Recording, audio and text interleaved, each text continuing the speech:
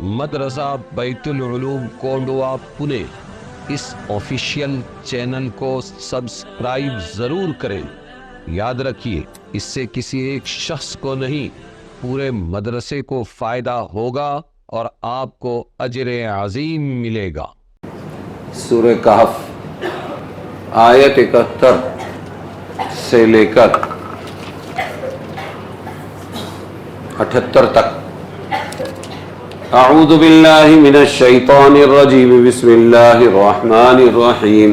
فانطلقا حتى اذا ركبا في السفينة خرقها قال خرقتها لتغرق اهلها لقد جئت شيئا امرا قال الم قل انك لن تستطيع معي صبرا قال لا تؤاخذني بما نسيت ولا ترهقني من امري عسرا فانطلقا حتى اذا لقيا غلاما فقتله قال قتلت نفسا زكية بغير نفس لقد جئت شيئا نكرا قال ألم أقل لك إنك لن تستطيع معي صبرا قال إن سألتك عن شيء بعدها فلا تصاحبني قد بلغت من لدني عذرا فانطلقا حتى إذا أتيا أهل قرية استطعما أهلها فأبوا أن يضيفوهما فوجدا فيها جدارا يريد أن ينقض فأقامه قال لو شئت لاتخذت عليه أجرا قال هذا فراق بيني وبينك سأنبئك بتأويل ما لم تستطع عليه صبرا۔ موسیٰ علیہ السلام اور یوشع علیہ السلام یہ دونوں چلے یہاں تک کہ جب چڑھے کشتی میں، اچھا نہیں، حضرت خضر علیہ السلام اور موسیٰ علیہ السلام اب ساتھ چلے، مدرسے میں داخلہ ہو گیا اور انہوں نے کہا میں تمہارے پاس ساتھ میں رہوں گا، برداشت کروں گا۔ کہا پوچھنا نہیں جب تک کہ میں بتا نہ دوں۔ اب پہلا واقعہ، 3 واقعات ہے۔ پہلا واقعہ یہ کہ چلے یہاں تک کہ جب چڑھے کشتی میں تو اس کشتی کو پھاڑ ڈالا حضرت خضر علیہ السلام نے، اس کا تختہ نکال ڈالا۔ موسیٰ علیہ السلام نے فوراً آبجیکشن لیا، فوراً اعتراض کیا اور یہ فرمایا کیا آپ نے اس کو پھاڑ ڈالا کہ ڈبا دے اس کے لوگوں کو؟ البتہ آپ نے ایک چیز بھاری کر ڈالی، بہت سخت کام کیا، نہیں کرنا چاہیے۔ حضرت خضر علیہ السلام نے فرمایا میں نے نہ کہا تھا کہ آپ نہیں ٹھہر سکیں گے میرے ساتھ، صبر نہیں کر سکیں گے، یعنی نہیں ٹھہر سکیں گے میرے ساتھ۔ موسیٰ علیہ السلام نے عرض کیا، اب وہ بڑے ہیں نا، کہ مجھ کو نہ پکڑیے میری بھول پر اور مت ڈالیے مجھ پر میرا کام مشکل،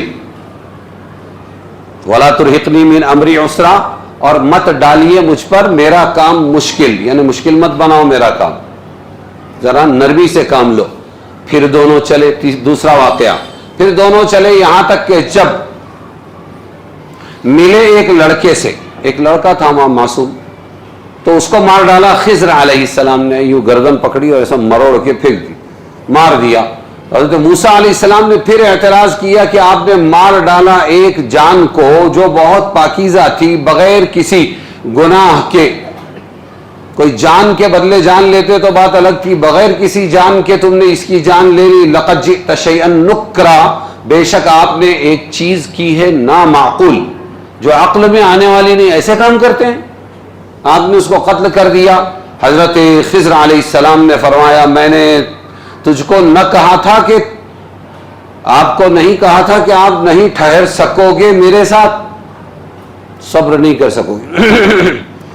حضرت موسیٰ علیہ السلام نے عرض کیا اگر آپ سے میں پوچھوں کوئی چیز اس کے بعد تو پھر مجھ کو ساتھ نہ رکھنا، میرا اخراج کر دینا، مجھ کو ساتھ نہ رکھنا۔ کیوں؟ اس لیے کہ آپ اتار چکے میری طرف سے الزام۔ پھر اب تیسرا سفر، یہ تیسرا واقعہ، پھر دونوں چلے یہاں تک کہ جب پہنچے ایک گاؤں کے لوگوں تک، کھانا چاہا وہاں کے لوگوں سے، ہم مہمان ہیں، ہم کو کھانا دو، 3 دن تک مہمانی مانگ سکتے ہیں تو کھانا دو۔ انہوں نے نہ مانا کہ ان کو مہمان رکھیں، کھانا پینا کچھ نہیں دیا، جاؤ یہاں سے، کچھ نہیں دیا۔ پھر وہاں چلتے چلتے دیکھا حضرت خضر علیہ السلام نے ایک دیوار تھی جو گرنے والی تھی، ٹیڑھی ہو رہی تھی، اس کو سیدھا کر دیا، ہاتھ لگا کے یا اشارے سے سیدھا کر دیا، موسیٰ علیہ السلام پھر بپھر گئے، ناراض ہوئے اور فرمایا، عرض کیا اگر آپ چاہتے تو لے لیتے، اس پر مزدوری کھانے کا بندوبست ہو جاتا، نالائق لوگ ہیں یہ، پھکٹ میں کام کر کے دے دیا ان کا۔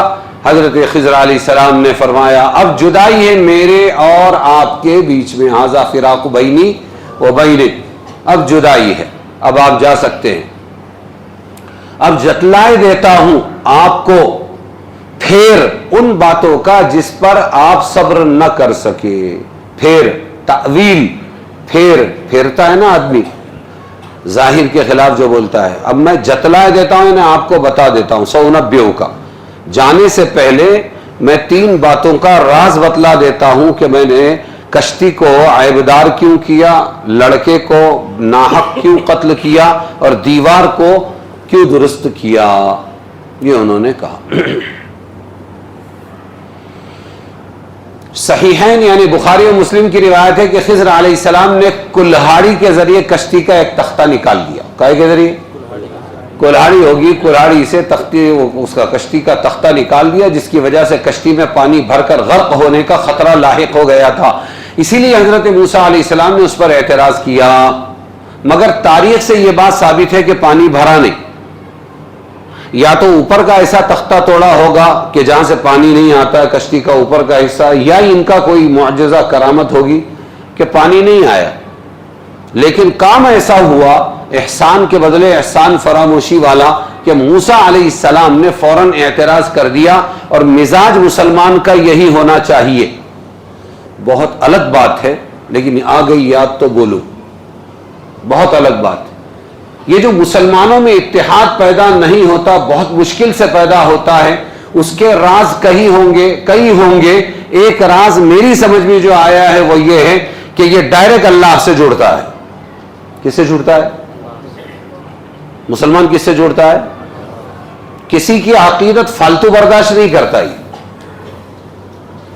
اور اگر شروع میں کسی کی عقیدت میں آ بھی گیا تو جیسے جیسے ایمان پکا ہوتا جائے گا یہ ڈائریکٹ کس کا بندہ بنتا جائے گا، اور جو اللہ سے ڈائریکٹ جڑتا ہے پھر اس کو غیر اللہ کی وقت اس کے دل میں اتنی نہیں رہتی جتنی ہونی چاہیے۔ آپ اسے عیب سمجھو یا ہنر سمجھو، عیب سمجھو یا یہ ایک بہت بڑا راز ہے۔ اور دنیا کی ساری قومیں صرف عقیدت پہ چلتی ہیں، ان کے پاس ایک اللہ نہیں ہے۔ کیا نہیں ہے؟ جب وہاں اللہ نہیں ہے، عقیدت ہی پر آپ کی گاڑی چلے گی، تو پھر آپ کو کسی نہ کسی کا جھنڈا لے کر ہی چلنا پڑے گا۔ اس لیے دوسری جگہ اتحاد بہت جلدی آ جاتا ہے، اور یہاں علماء بھی جلدی علماء کو نہیں مانتے، اور عوام بھی مسلم ہے تو علماء کو نہیں مانتے۔ بازار گھر میں ہے ابھی پاکستان میں 14-15 دن سے بیانات شروع ہے ذاکر نائک کے، سمجھ میں آیا؟ اچھے بھی ہیں، بہت کچھ ایک آدھ غلطی بھی ہو جاتی ہے، لیکن امت چھوڑنے کو تیار نہیں ہے، اعتراضات پہ اعتراضات۔ تو ایسا کیوں ہوتا ہے کہ یہ قوم اللہ پرست ہے؟ کیا ہے بولو؟ اور جو قوم اللہ پرست ہوتی ہے وہ مخلوق سے کبھی متاثر نہیں ہوتی، اس لیے اتحاد آتا نہیں، اور اگر آ جائے تو اللہ ہی کے حکم سے آتا ہے۔ اطیعوا اللہ واطیعوا الرسول، اللہ کی اطاعت کرو، رسول کی اطاعت کرو۔ قل ان کنتم تحبون اللہ فاتبعونی، کہہ دیجئے محمد صلی اللہ علیہ وسلم اگر تم اللہ سے محبت کرنا چاہتے ہو تو میرا اتباع کرنا پڑے گا۔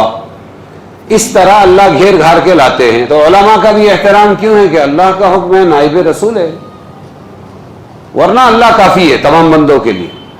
بندوں کی غلامی سے نکال کر اسلام کہاں لاتا ہے؟ اللہ کی غلامی میں۔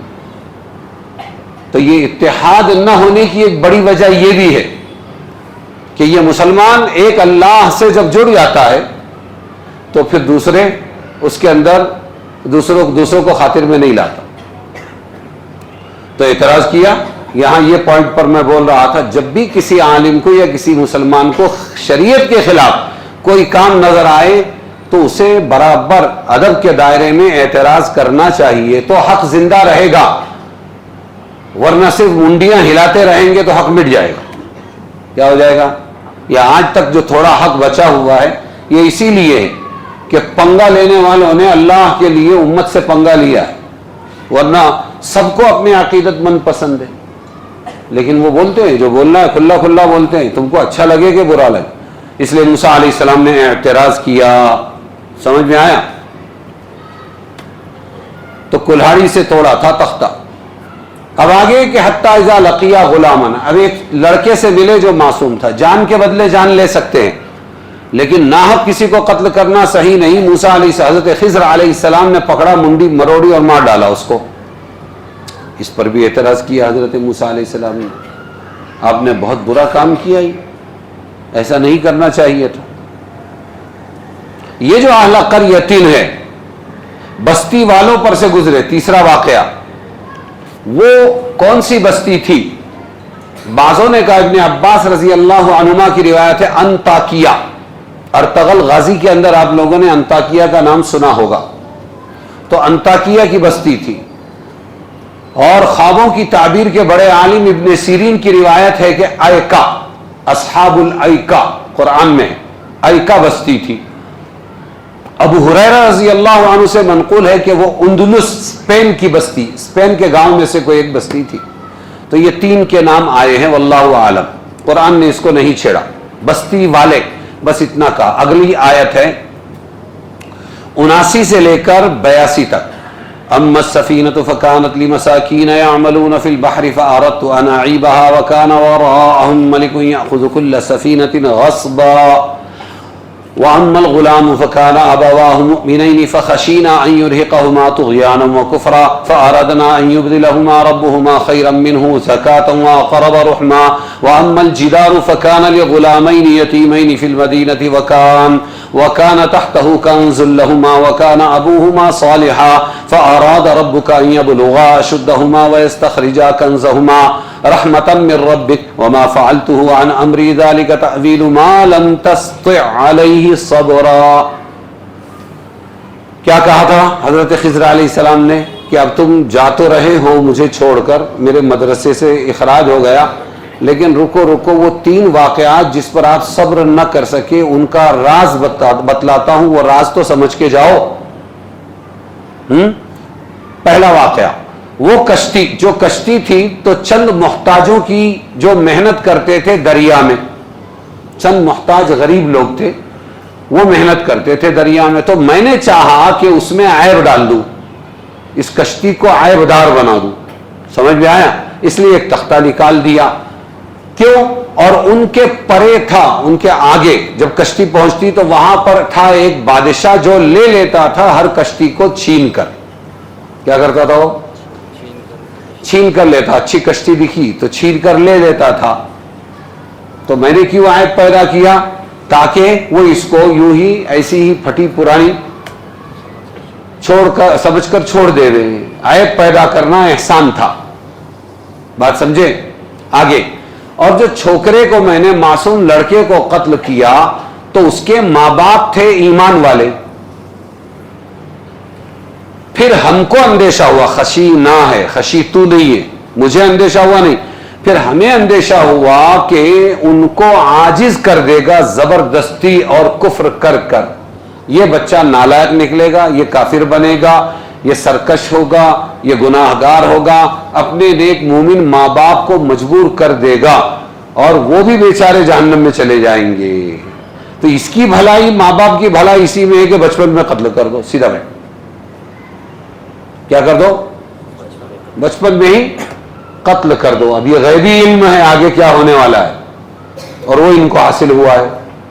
آگے پھر ہم نے چاہا کہ بدل دے ان کو ان کا رب بہتر اس سے، پاکیزگی میں اور نزدیک تر شفقت میں.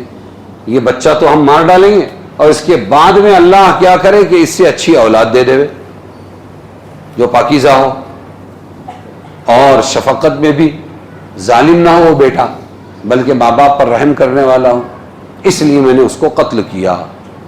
اب تیسری بات، تیسرا واقعہ کہ دیوار، نالائقوں کی بستی میں دیوار گر رہی تھی، میں نے بغیر کسی اجرت کے اسے سیدھا کر دیا. وہ جو دیوار تھی تو 2 یتیم لڑکوں کی تھی. وہ اس شہر میں 2 یتیم بچے تھے اور ان کے اور اس دیوار کے نیچے مال گڑا تھا، ان بچوں کا خزانہ، مال گڑا تھا ان بچوں کا. اور ان کا باپ تھا نیک، پھر چاہا تیرے رب نے، اب ہم نے چاہا نہیں، اب تیرے رب نے چاہا، فاراد ربک، اے موسیٰ تمہارے رب نے چاہا کہ وہ پہنچ جائیں اپنی جوانی کو، وہ بچے کیا کریں، یتیم بچے جوان ہو جائیں اور نکال لیں اپنا مال گڑا ہوا اس میں سے، بعد میں اس وقت تک دیوار درست کرنا ضروری تھا، رحمتم من ربک، یہ مہربانی تھی آپ کے رب کی طرف سے، وما فعلتہ عن امری، اور میں نے یہ نہیں کیا اپنے حکم سے۔ خضر علیہ السلام کیا بول رہے ہیں، میں نے یہ تینوں واقعات جو کیے ہیں، کام کیے ہیں جو تم کو برے لگے، یہ میں نے اپنی طرف سے نہیں کیا، اپنے حکم سے نہیں کیا، وما فعلتہ عن امری، ہاں تو کس کے حکم سے کیا، اللہ کے۔ یہ ہے تعویل، یہ ہے پھیر ان تینوں واقعات کا، ذالک تعویل ما لم تستطع علیہ صبرا، یہ ہے پھیر ان چیزوں کا جن پر آپ صبر نہ کر سکے۔ بات سمجھ میں آئی؟ تو اگر دیوار گر جاتی تو کیا کر لیتے ہو، مال لوٹ کر لے جاتے یہ لوگ، نالائق ہم کو مہمان ہی نہیں دے رہے ہیں تو یہ لوٹ لیتے، یتیموں کا حق مارا جاتا۔ اما السفینۃ فکانت لمساکین، یہاں سے شروع کیا کہ میں نے جو کشتی عیبدار کی، یہ کشتی جن مسکینوں کی تھی ان کے متعلق کعب احبار، علامہ کعب بول سکتے ہو تم، احبار یہودی لوگ کس کو بولتے تھے، علامہ، بہت بڑے عالم کو کیا بولتے تھے، اور کعب یہودی تھے بعد میں مسلمان بنے تو یہ علامہ کعب تھے، کعب احبار، بہت علم تھا ان کے پاس۔ ان سے منقول ہے کہ وہ 10 بھائی تھے، کتنے بھائی تھے وہ، جن میں 5 اپاہج اور معذور تھے، اور 5 محنت مزدوری کر کے ان کو پالتے تھے اور اپنے بچوں کو پالتے تھے، سب کے لیے معاش کا انتظام کرتے تھے، اور مزدوری ان کی یہ تھی کہ دریا میں ایک کشتی چلاتے تھے اور اس کا کرایہ جو حاصل ہوتا تھا اس سے 10 کی آمدنی پوری ہوتی تھی۔ سمجھ میں آیا؟ 10 تھے وہ۔ مسکین کس کو کہتے ہیں، تو مسکین اور فقیر کہ آپ نے الگ الگ تعریفیں سنی ہوگی، لیکن یہاں مسکین کہا اللہ تعالیٰ نے، اور ان کے پاس کشتی تھی، کیا تھی، بعض لوگوں نے یہ کیے کہ جس کے پاس کچھ نہ ہو اس کو مسکین کہتے ہیں، مگر اس آیت سے معلوم ہوا مسکین کی صحیح تعریف یہ ہے جس کے پاس اتنا مال نہ ہو کہ اس کی حاجات اصلیہ ضروریہ سے زائد بقدر نصاب ہو جائے، اس سے کم مال ہو تو وہ بھی مسکین کی تعریف میں داخل ہے۔ ان کے پاس کشتی تھی، کھاتے تھے، کماتے تھے، ختم ہو جاتا تھا، اتنا تھا، سمجھ میں آیا؟ تو جس پر زکوٰۃ فرض نہ ہو، کھا پی کے برابر ہو، اس کو مسکین کہہ سکتے ہیں۔ بات سمجھے؟ تو یہ کہنا کہ جس کے پاس ایک وقت کا کھانا ہو تو دوسرے کا نہ ہو اس کو مسکین کہتے ہیں، یہ کہنا غلط ہے، اس کو بھی بولتے ہیں، اس کو بھی بولتے ہیں۔ فقیر مسکین تقریباً ایک ہے۔ ملک یاخذ کل سفینۃ، ابن عباس رضی اللہ عنہما کی روایت ہے، کشتی جس طرف جا رہی تھی وہاں ایک ظالم بادشاہ تھا جو ادھر سے گزرنے والی کشتیاں زبردستی چھین لیتا تھا۔ حضرت خضر علیہ السلام نے اس مصلحت سے کشتی کا ایک تختہ اکھاڑ دیا کہ وہ ظالم بادشاہ اس کشتی کو شکستہ ٹوٹی پھوٹی سمجھ کر چھوڑ دے، یہ مساکین اس مصیبت سے بچ جائیں۔ دانا روب نے کیا خوب فرمایا، یہ فرمایا کہ فارسی آج کل کسی کو آتی نہیں اس لیے پڑھ کے فائدہ نہیں۔ وَأَمَّا الْغُلَامُ، وَأَمَّا الْغُلَامُ، اب دوسرا واقعہ ہے، لڑکا جو میں نے منڈی مروڑ کے مار دیا، یہ لڑکا جس کو حضرت خضر علیہ السلام نے قتل کیا، اس کی حقیقت بیان فرمائی، اس لڑکے کی طبیعت میں کفر تھا، یہ علم غیب ہے کہ آگے یہ کافر ہونے والا ہے، کافر کرنے والا ہے، اور وہ اللہ کو معلوم، اور بیان کر رہے ہیں خضر علیہ السلام۔ اور والدین کے خلاف سرکشی تھی، یہ ماں باپ کو بھی مجبور کر، آج کل کے اولاد ماں باپ کو گناہوں پر مجبور کر رہے ہیں، اور والدین اس کے نیک اور صالح تھے۔ خضر علیہ السلام نے فرمایا ہمیں خطرہ تھا کہ لڑکا بڑا ہو کر ان نیک ماں باپ کو ستائے گا، تکلیف پہنچائے گا، کفر میں مبتلا کر کے ماں باپ کو جہنم رسید کر دے گا، اس کی محبت میں وہ ایمان چھوڑ سکتے ہیں، جہنم میں جا سکتے ہیں، اس لیے بانس ہی کو ختم کر دو، نہ رہے بانس نہ بجے بانسری، اس لیے قتل کر دیا۔ سب کی ہمدردی اسی میں تھی۔ اور پھر ہم نے یہ چاہا فأردنا، پھر ہم نے یہ چاہا کہ اس لڑکے کے بدلے میں ان کا رب ان یبدلہما ربہما، کہ ان دونوں ماں باپ کا رب اس کے بدلے میں ان کو بہتر دے، خیرا منہ زکاۃ، جو پاکیزہ، اقرب رحمہ، اور ان پر بھی رحم کھانے والا ہو. سمجھ میں آیا؟ تو اولاد دے دے گا اللہ دوسری.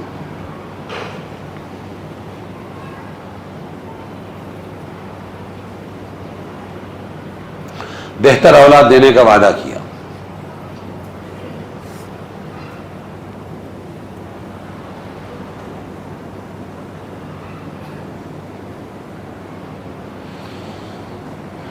ابن ابی شیبہ، ابن منذر، ابن ابی حاتم نے بروایت عطیہ نقل کیا ہے کہ مقتول لڑکے کے والدین کو اللہ تعالیٰ نے اس کے بدلے میں کیا عطا کیا؟ ایک لڑکی عطا کی. کیا عطا کی؟ یہ اس کو تو مار ڈالا. بعد میں وہ ماں باپ کو کیا دیا اللہ نے؟ ایک لڑکی عطا فرمائی جس کے بطن سے ایک نبی پیدا ہوا، اور ایک روایت میں ہے 2 نبی پیدا ہوئے اور امت کی ہدایت کا سبب بنے. سمجھ میں آیا؟ ان کے ذریعے اللہ تعالیٰ نے ایک بڑی امت کو ہدایت عطا فرمائی. تو دیا نا، اس لڑکے کے بدلے میں اچھی اولاد دی.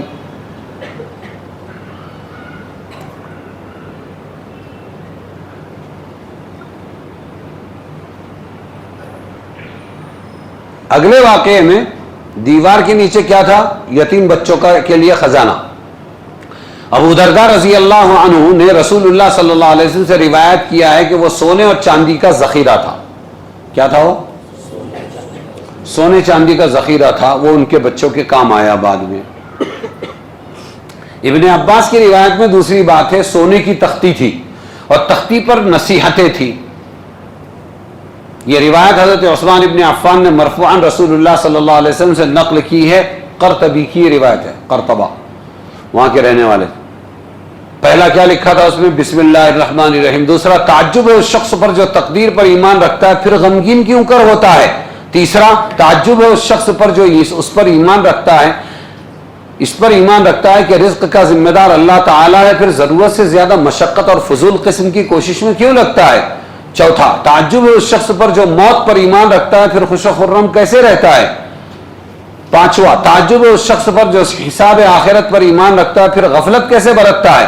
چھٹا، تعجب ہے اس شخص پر جو دنیا کو اور اس کے انقلابات کو جانتا ہے پھر کیسے اس پر مطمئن ہو کر بیٹھ جاتا ہے.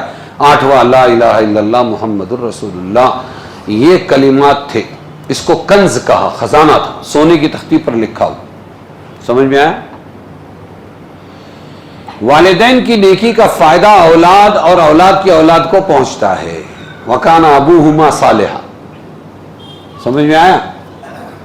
یہ 2 بچوں کا خزانہ تھا دیوار کے نیچے، اس لیے میں نے کیا کیا؟ اس کو ٹھیک کر دیا. اور یہ دونوں کی وَكَانَ أَبُوهُمَا صَالِحًا، ان دونوں کی اولاد کیا تھی؟ بولو.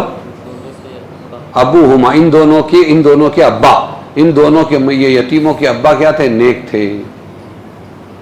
بچوں کا باپ کوئی مرد صالح اللہ کے نزدیک مقبول تھا. اللہ تعالیٰ نے اس کی مراد پوری کرنے، اس کی اولاد کو فائدہ پہنچانے کا یہ انتظام فرمایا.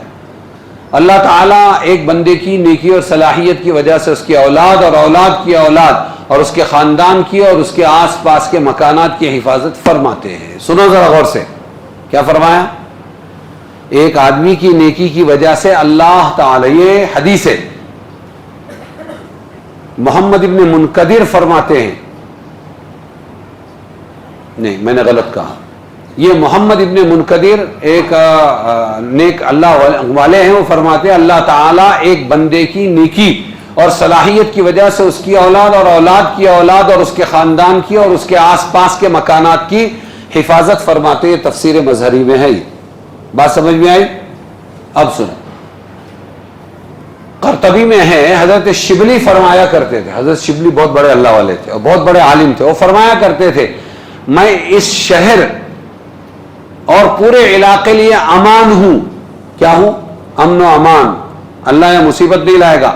جب ان کی وفات ہو گئی تو ان کے دفن ہوتے ہی کفار دیلم ایک شہر علاقہ ہوگا، کفار دیلم نے دریائے دجلہ کو عبور کر کے پار کر کے بغداد پر قبضہ کر لیا. اس وقت لوگوں کی زبان پر یہ تھا ہم پر 2 مصیبتیں آئی، ایک شبلی جیسے اللہ والے چلے گئے اور دیلم کا قبضہ ہو گیا. سمجھ میں آیا؟ جی. تفسیر مظہری میں ہے کہ اس آیت میں اس کی طرف بھی اشارہ ہے کہ لوگوں کو بھی صلحاء علماء کی اولاد کی رعایت اور ان پر شفقت کرنی چاہیے جب تک کہ وہ بالکل ہی کفر و فسق اور فجور میں گناہوں میں مبتلا نہ ہو جائیں۔ کس کی رعایت کرنی چاہیے؟ اللہ والوں کی اولاد کی۔ سمجھ میں آیا؟ ہاں، یہ تو پولیٹکس آ گئی، سب اولاد میں بھی پولیٹکس آ گئی کہ میرے باپ کا ہے، میرا رہے گا، تم کہاں سے آ گئے؟ اور اولاد کے ساتھ امت کا رویہ بھی بدل گیا۔ جہاں اپنے کو جھنڈا لے کے چلنے کا ہے کہ ابھی یہ آدمی کو ان کی اولاد ہے، یہ ان کو پوتے کو نواسے کو یا ان کو آگے لے کے چلیں گے تو اپنے کو لوگ مانیں گے، ورنہ اپنے کو بھگا دیں گے۔ تو پھر اپنا سکہ چلانے کے لیے حضرت کی اولاد ہے، شیخ عبد القادر جیلانی کی اولاد ہے، حضرت علی کی، فلاں حضرت کی، فلاں حضرت جی کی، فلاں پیر صاحب کی، ان کی اولاد لے کے چلو، موریا۔ سمجھ میں آیا؟ جہاں ضرورت پڑے ہوس چھپ چھپ کے سینے میں بنا لیتی ہے تصویریں۔ ان کی بھلائی نہیں سوچ رہے ہیں، اپنی بھلائی اسی میں ہے، سمجھے؟ اور جن لوگوں کو اپنی چلانی ہوتی ہے اور یہ روڑے رکاوٹ بنتے ہیں، شریعت کیا کسی کے باپ کی نہیں ہے؟ یہاں کچھ میراث نہیں ہے کیا؟ ہاں، انہوں نے کرے وہ چلے گئے، تم کون ہے؟ چلو بات کو۔ ارے سمجھے گے نہیں سمجھے؟ دونوں نمونے دیکھنے کو ملیں گے آپ کو، دونوں نمونے میں دیکھنے کو۔ تو یہاں کہا علماء صلحاء کی اولاد کے ساتھ میں رعایت برتو۔ کیا کرو؟ کب تک؟ جب تک وہ کھلم کھلا اللہ کی نافرمانی پر نہ آئے۔ یہاں تو باپ کے جیسا، دادا کے جیسا پورا علم حاصل کیا، تقوی، طہارت، محنت، سارے ارمانوں کو کچلا، سب کچھ کیا، اور وہ مشن لے کے چلنے کو تیار ہے، لیکن پھر بھی ان کو اتنا ستانا کہ وہ بیچارے وہ لائن ہی چھوڑ دے گے۔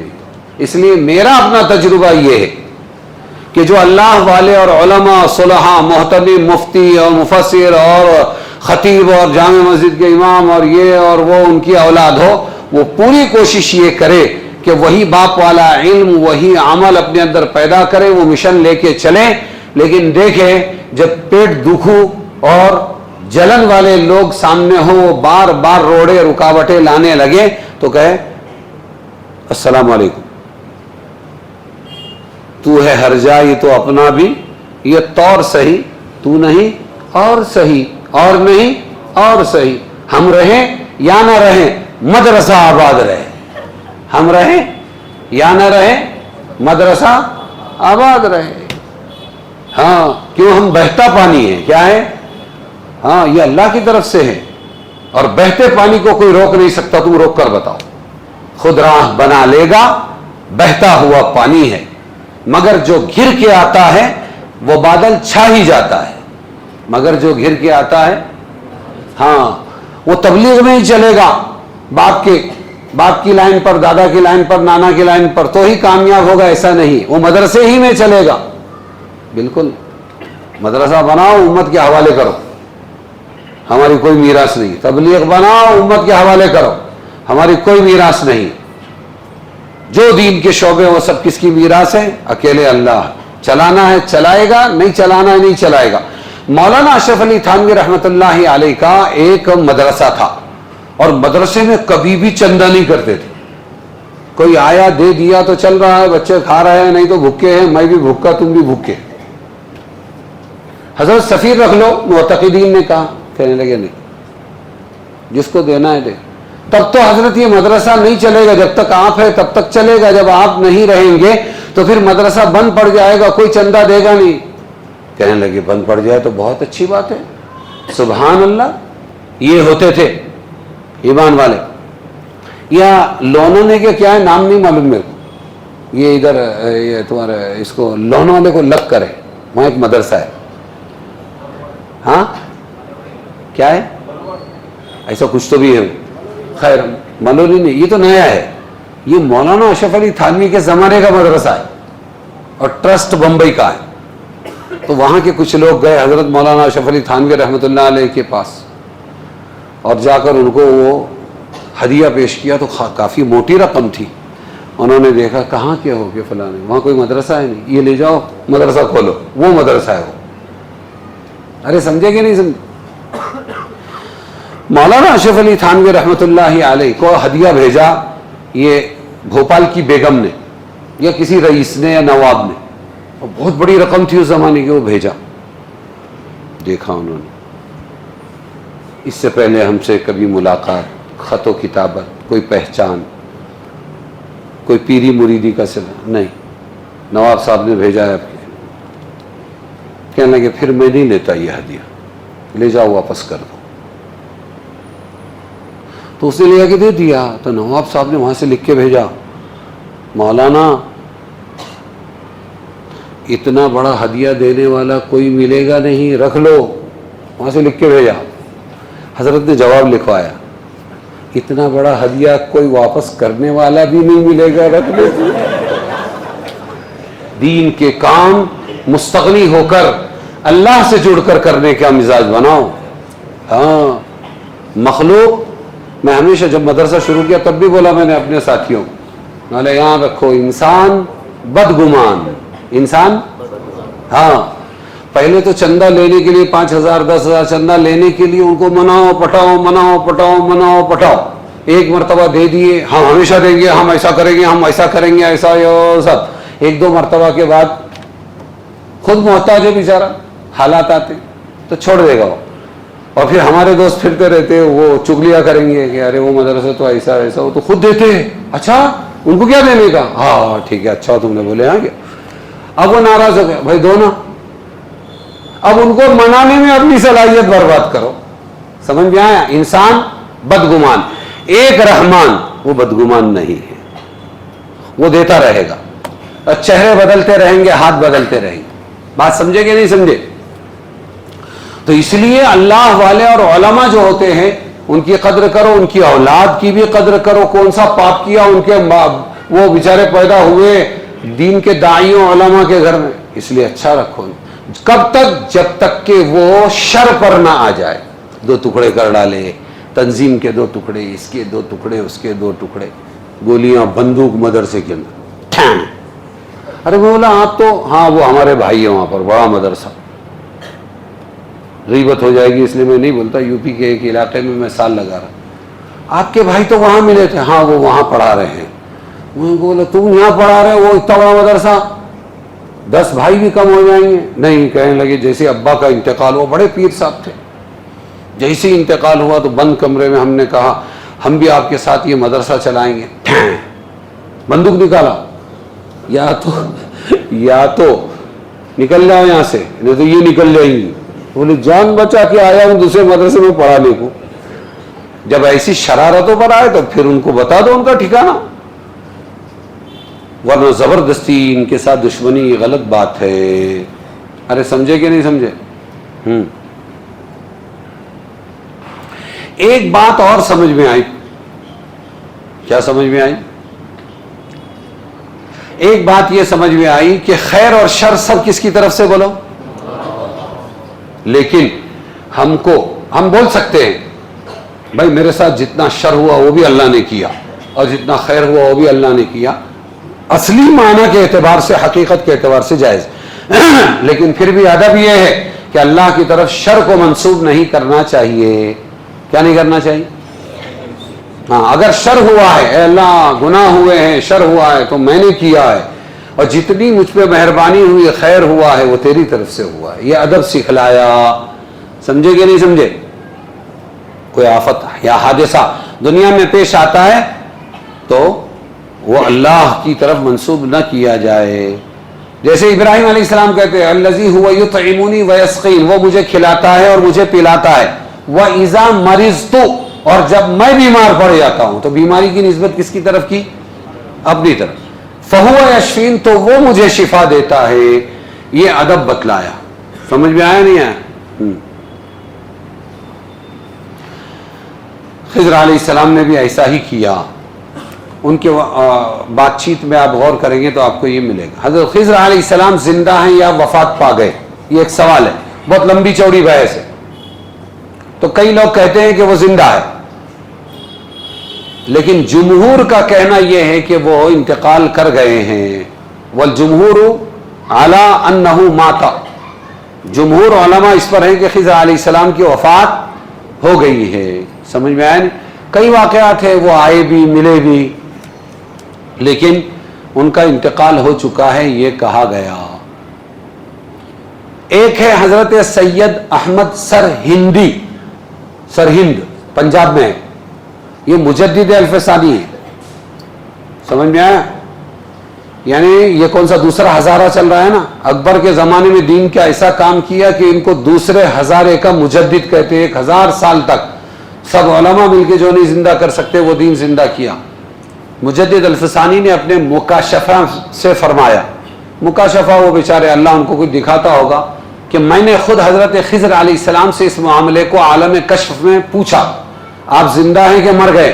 انہوں نے فرمایا کہ میں اور الیاس، حضرت الیاس علیہ السلام، میں اور الیاس علیہ السلام ہم دونوں زندہ نہیں ہیں ہم دونوں زندہ نہیں ہیں، لیکن اللہ تعالیٰ نے ہمیں یہ قدرت بخشی ہے کہ ہم زندہ آدمیوں کی شکل میں متشکل ہو کر، زندہ آدمی کا روپ دھارن کر کے لوگوں کی امداد مختلف صورتوں میں کرتے رہتے ہیں۔ اللہ نے ان کو بخشی ہوگی وہ شان۔ بات سمجھ میں آئی کہ نہیں؟ تو یہ کوئی عقیدے سے متعلق نہیں ہے، اس لیے ان بحثوں کو سرسری پڑھ کے چھوڑ دینا چاہیے۔ کیا کرنا چاہیے بولو؟ ارے سمجھے کہ نہیں سمجھے؟